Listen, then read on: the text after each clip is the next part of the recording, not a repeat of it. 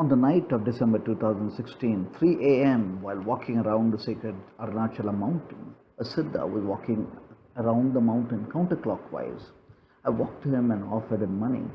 He refused to take it, telling me it could be given to another sadhu who was more in need. He gave me his blessings and resumed his walk around the mountain as I did. Barely 45 minutes later, he was coming from the opposite direction. I thought it could be someone else and I sought his blessings.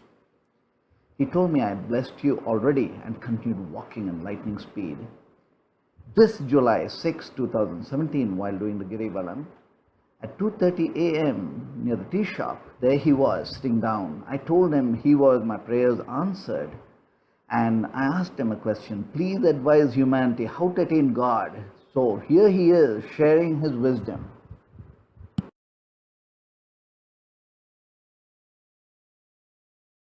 சுவாசம் வந்துகிட்டே இருக்கு இல்லையா? சுவாசம் வருது போகுது. இதே ஒரு மணி நேரம் சுவாசம் வருது போகுது. இதை கவனிச்சாலே போதும். எப்படி?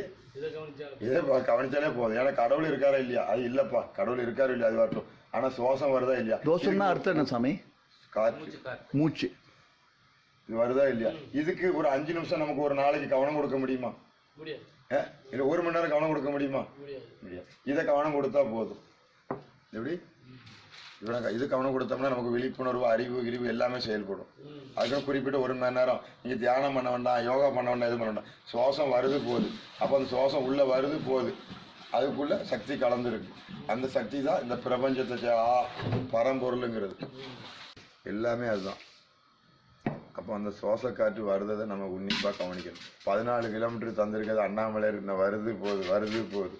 அப்போ உங்கள் உடம்பு இயங்குது, அறிவு தீட்டப்படுது, இருதயம் பம்பிங் ஆகுது. அப்போ 6 மாதம் ரத்த குழாயில் அடப்பு வரக்கூடிய நோய் கூட அந்த 14 கிலோமீட்டர் நடக்கும்போது நம்மளை அறியாமலே குணப்படுத்துறாரு.